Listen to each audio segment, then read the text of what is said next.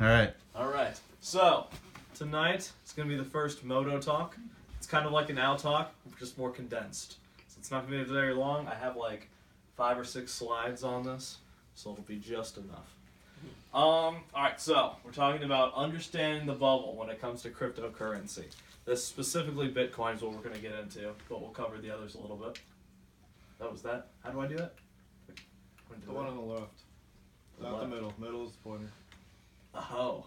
Or the right. Sorry, right. The right? Right. There you go. There we go. So this is like, I can't actually point it. You can't really see it. Yeah, you can't see it on the TV. Alright, anyway. What is a cryptocurrency? Cryptocurrencies have no intrinsic value. They share this characteristic with fiat currencies issued by the government and central banks. So, fiat currency is currency that a government has declared to be legal tender but is not backed by a physical commodity. The value of fiat money is derived from the relationship between supply and demand rather than the value of the material that the money is made of. So it's kind of like the gold standard we're talking about when we're talking about like more libertarian views or conservative views of getting back to the gold standard for our nation. Is to base our money off of something that is like gold, something that has intrinsic value to it.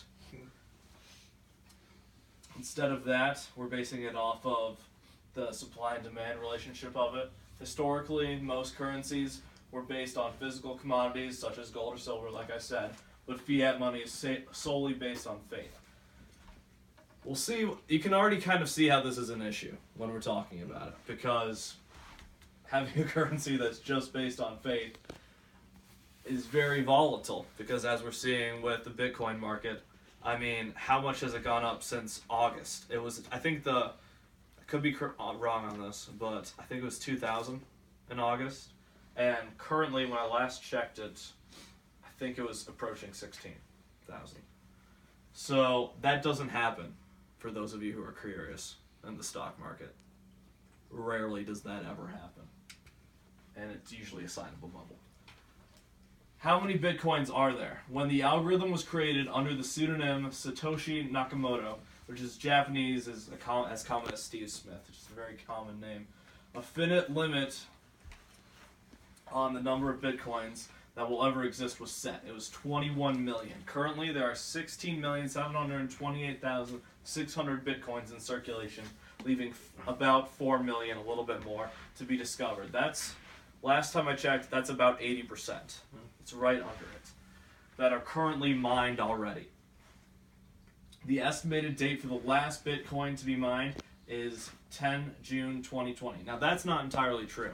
When I researched it further, that's going to be the half-life of the Bitcoin. So what that means is, I'll go a little bit further into it, but so when the half-life comes, that means half as many Bitcoins that are currently being mined are going to be available to be mined when that time comes. So that's in like, I don't know, 2.5 years from now.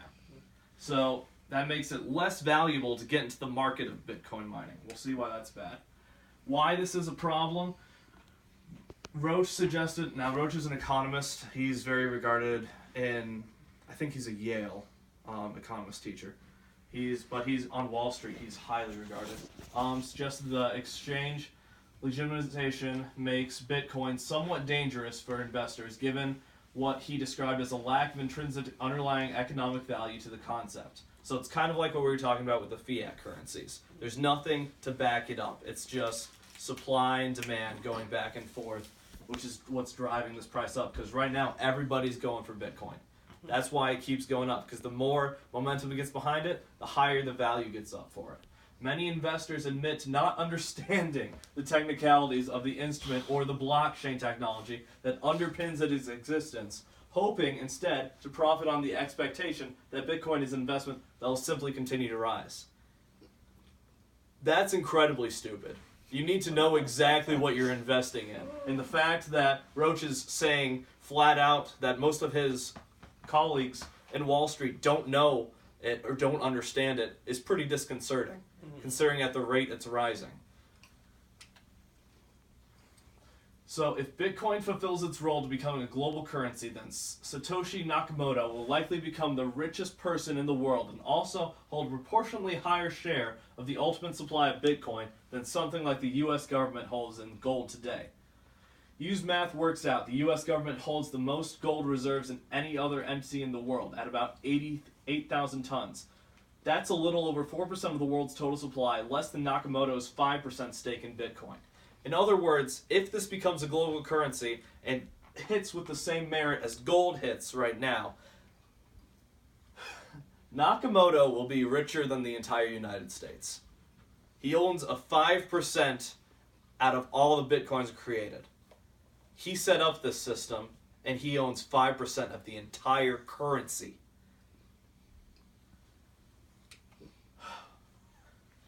This stresses me out a little bit just thinking about it. Every 10 minutes or so, mining computers, this is kind of explaining how you get Bitcoins, how they're processed, how everything comes about. Mining computers collect a few hundred pending Bitcoin transactions, a block, and turns them into a mathematical puzzle. The first miner to find the solution announces it to others on the network. The other miners then check whether the sender of the funds has the right to spend the money, whether the solution of the puzzle is correct. If enough of them grant their approval, the block is cryptographically added to the ledger, and the miners move on to the next set of transactions, hence the term blockchain. The miner who found the solution gets 25 Bitcoins as a reward, but only after another 99 blocks have been added to the ledger. So they do 100 blockchains, and then after that, the 25 Bitcoins are released. So that sounds like a lot, because it is. 25 Bitcoins is a lot of money, especially right now. 6 months ago, it wasn't as much. It was about $50,000. Now, I had to do the math on it. I don't know. We're looking $350,000 and that happens every 10 minutes. So 10 minutes times 100 transactions, it's worth your time to do that. But what you don't realize is that a miner is not an individual person. Because of how much computer power goes into mining these, there's groups, there's pools of people. I think I mentioned this next. Let me see here. Alright, I don't think I added this. But, so pools of miners come together and just pool all their computing power together. So you have to split that money in between all these people that are like contributing their computing power to it. So in the end, you're getting like, I don't know, it'd be a fraction of a Bitcoin. Probably 0.1, maybe less than that. So as it rises, that becomes somewhat worth it, because even a tenth of it's $1,600. But it's becoming less and less of that as there's going to be less and less to mine. Like when we hit the halfway point in 2020. All this gives miners an incentive to participate in the system and validate transactions, forcing miners to solve puzzles in order to add to the ledger provides protection. To double spend a Bitcoin, digital bank robbers would need to rewrite the blockchain, and to do that, they would have to control more than half of the network's puzzle-solving capacity, such as a 51% attack, would be prohibitively expensive. Bitcoin miners now have 13,000 times more combined number crunching power than the world's 500 biggest supercomputers. That's how much effort and computing power is going into Bitcoin right now. An astronomical amount. Clever though it is, the system has weaknesses. One is a rapid consolidation. Most mining power today is provided by pools. Like I said, I did mention it. Okay. Big groups of miners combine their computing power to increase the chance of winning a reward. As mining pools have gotten bigger, like I said, the bigger they are, the less of a dividend you're going to get. It no longer seems inconceivable that one of them might amass enough capacity to mount a 51% attack.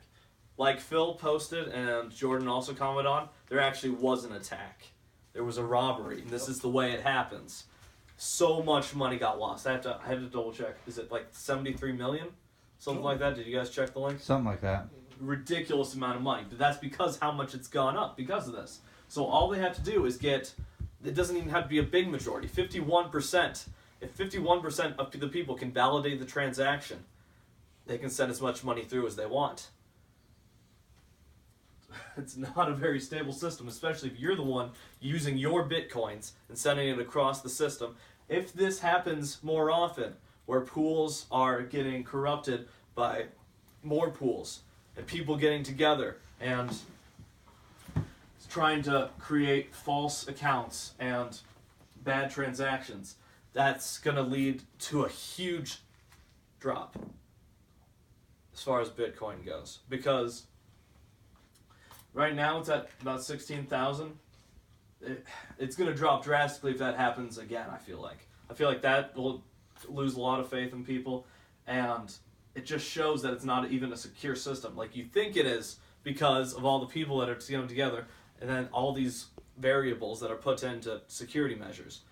But they're all, if 51% get together, like that's not even a big margin.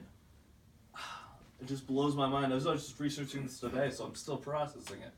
Eventually, consolidation would become more of a problem. Some miners are giving up because of the rewards of mining are no longer going to cover the costs. That's another factor to consider with the half-life coming around. With less and less Bitcoins becoming available, all this computer power, that costs money to maintain and to replace the GPUs and the CPUs and because it's a huge toll on your computer system to be mining this. You have to have so much energy you're putting into this, so much power, incredibly powerful GPUs. It's not worth it if you don't have Bitcoins that are coming up. If the half-life keeps continuing, like I think it's 2140s when they think it'll finally stop. The last Bitcoin will be mined. But no one's going to continue all the way up to that point because it's not going to be worth it. You're going to get like 0.1 Bitcoins every few days, and you can't live off that. I mean, I don't think you could. Some worry that mining will become concentrated in a few countries where electricity is cheap, such as China, allowing a hostile government to seize control of Bitcoin. Others predict that mining will end up as a monopoly, the exact opposite of the decentralized system that Mr. Nakamoto set out to create. So, even though he's holding 5%, obviously he's waiting to spend that till it gets really high. His whole goal behind it, or this group's goal behind it, was to create something that wasn't backed by a government, some kind of currency that didn't need a state backing to have legitimacy. And it's working, obviously. And others are following suit, such as I showed with the background before. There's Ethereum and Dash coin.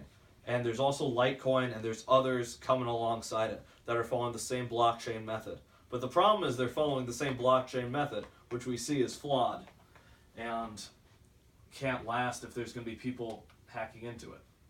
All right. Is there any questions regarding why this is a bubble? I just want to say, well done. Very Thank you. knowledgeable about this topic. And in the most 4-year-old term, how could you explain to me what a Bitcoin really is, and what it means that it gets mined? Okay, so a Bitcoin, that's a question a lot of people are asking with it. And a Bitcoin inherently is just a reward you get for processing a transaction in a block. So that's kind of how it worked, like what I was saying with the supply and demand. You kind of got to rewire your brain when you think of currency versus cryptocurrency, because it's not something that's backed or anything. Like when you give $1 to someone, you know that's backed up by something. That's backed up by the Federal Reserve or whatever that state program. Or for the euro, same difference. It's something that's backed up by something. There's no backup. There's just supply and demand. It's something you're given for processing something else that someone else is trying to get. So you get Bitcoins for processing another person's Bitcoins.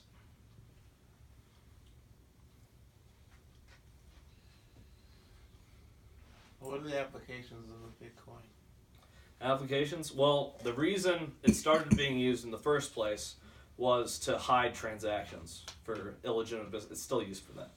But it was just so you don't get tracked So like pretty much if offshore you're buying illegal things. Oh, okay. So like offshore accounts? Not so much that. I mean, I guess, because offshore accounts, you're still thinking regular currency. I mean, that's just overseas money. This is completely, there's no way to really track it the way it's conducted. Like, if you're mining and then you get money for mining, then there's no intermediary between that. You just got the Bitcoins for it. So this is pretty much like the gold rush, only this is a computer version of it. Well, it's gold. It's similar to that. It's like Tulip Mania, like people were saying, Yeah. or it's the Gold Rush. That's pretty much what it's compared to by a lot of people. There are a lot of deniers out there trying to say why this is going to last forever until 2140. A lot of people that can like work through it realize it's probably not going to happen. So are the rich people successful in this because they can afford the better computers? The people that got in very soon are successful at this. And the people that are doing it now that have tons of computing power, yeah, they're pretty successful at it. And these are all illegal people. What do you say? These are all criminals that are using this. No.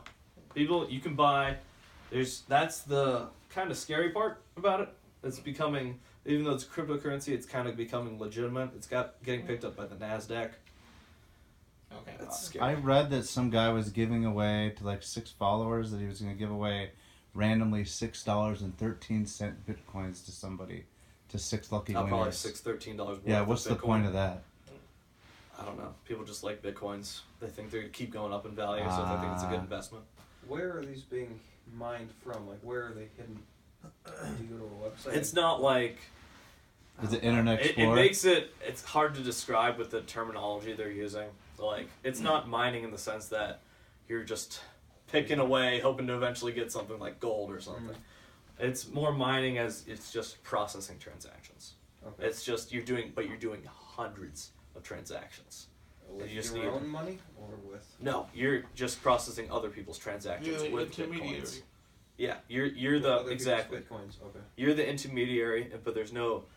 Since you're the intermediary, all the money pretty much just that you get for processing the transaction goes to you, which is why it's not really traceable back to you. So this has nothing to do with the kids' game Minecraft? No. Okay, Nothing like that. just want to make sure. Do you have bitcoins? No. Do you plan on buying? I wish I would have like a year ago, Gee, and I would dang. just cash out right now. But Are you going to get some bitcoins? no, Which price? it's $16,000 for a Bitcoin. Oh. That's insane. And if that drops, if you buy one Bitcoin and it drops, you're yeah, Screwed. you're screwed.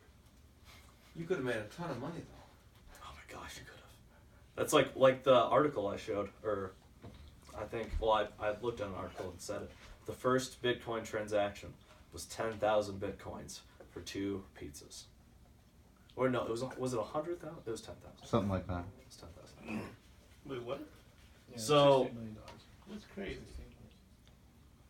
A bunch. a ton of money. Not worth more than 2 pizzas. Oh, That's fine. But even just like 2014, I want to say 2015, in May, that's when it hit a recent like crash where they had a hack. It was 2014. There was a hack and people lost a lot of faith in it for a little bit, and so it dropped. So I want to say around 250, 300 a piece. That would have been a good time to invest too. That more recent time too. I was under the impression that you were for Bitcoin. Oh no. Coming into this. No, So, I keep bringing it up because I'm like, look how high this is going. Right. This isn't sustainable. There's Yeah. no way this is gonna last. It just, to me, it seems like why wouldn't people just kind of cut bait right now? That's what you should do. 'Cause- But people are, it's like gambling. People just get addicted to it. And the reason it's like gambling like that, it's not like the regular stock market so much. Because you can kind of hedge your bets in the stock market, or if you're doing like Forex exchange, where there's not this enormous volatility where it's going up and down so much. There's just steady incline, and then that drops some. That's just the market. But it's not where it's just like almost a straight line up. You know something's going on. If it's going like that, it's probably going to do a straight line in another direction pretty soon. Do you see, from your research and your knowledge and other stuff, do you see this taking over, like, what we think of as currency, like the American dollar? Do you see this I becoming hope not. its own? I mean, it is a very different system. I'm kind of excited for it in a way because I watched Dave Ramsey's thing, and I think he has he doesn't like have a very great understanding of it just because that's not really his market area. He does regular currency, stock market. He's great with financial planning all of that.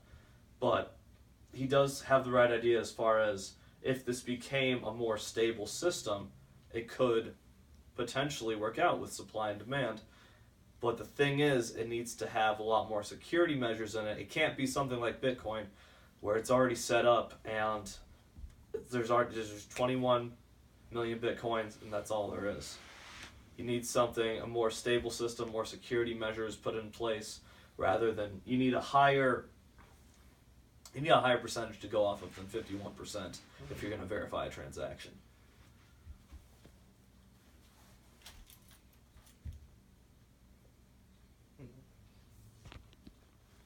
And that's what other cryptocurrencies are looking to do, actually. Dash is probably the best one that I've been able to find so far as security measures go and speed of using it. It's a lot faster moving than Bitcoin, and there's a higher percentage that have to be validated before the transaction will go through. Would you say the guy that sold 10,000 Bitcoins to get 2 pizzas is more like Esau when he wanted to have the stew right then instead of the birthright?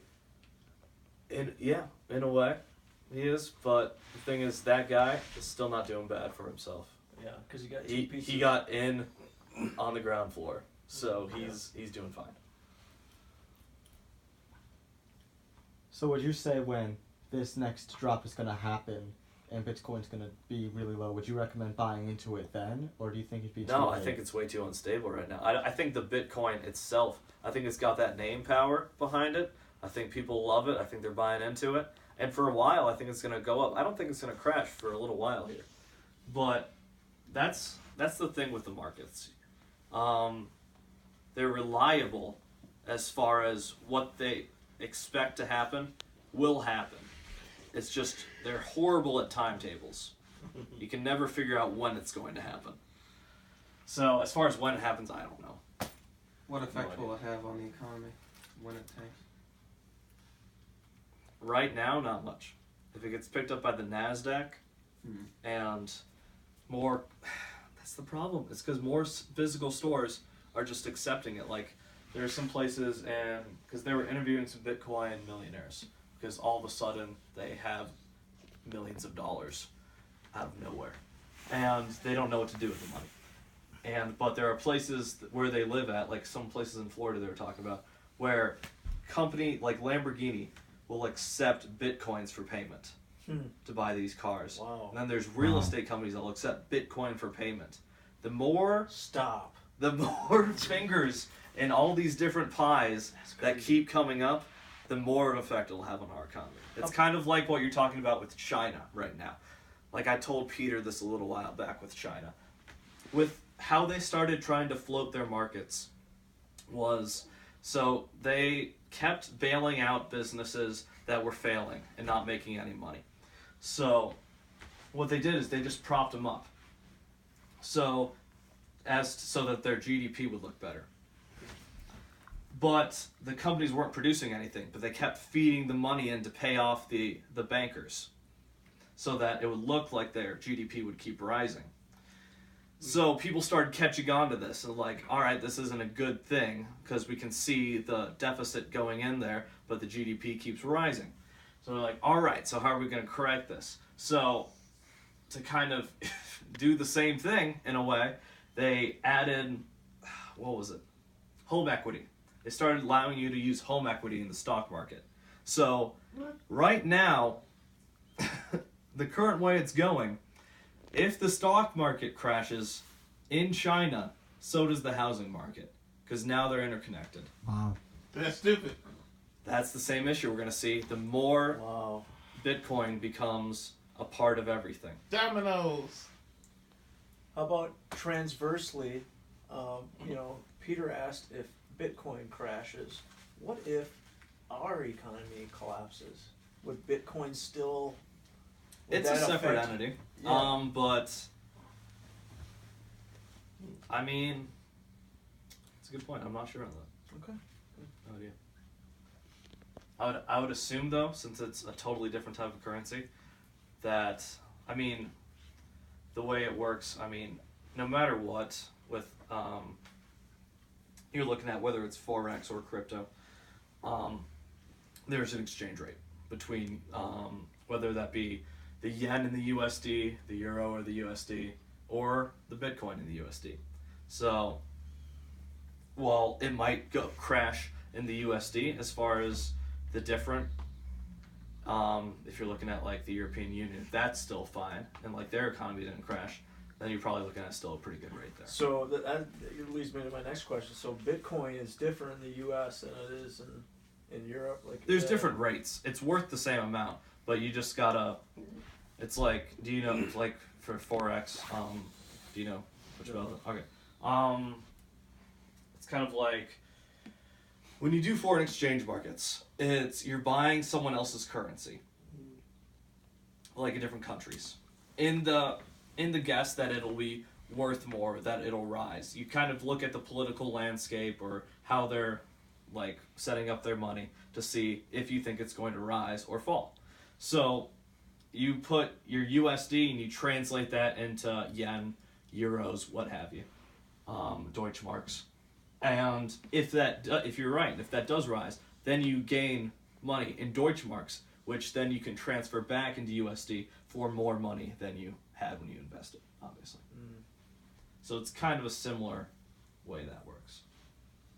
What font did you use on some of those slides? I don't remember. I couldn't read it. I tried to use Go like back. white. I tried to use white with a black outline. That was That's tough. not going to show up on That was YouTube very really well. Tough. Like that one. That was tough. All right. I'm sorry, that's gonna bring down your grade. And that's just constructive. Hey, I criticism. appreciate That's that. Not, It's better than Sam breaking me down to ground zero Yep. beforehand. But hey, the rest of us good. Thank you so much for your That was information very there, good. Moto. Thank you, Thank you, Christian. Christian. We will evaluate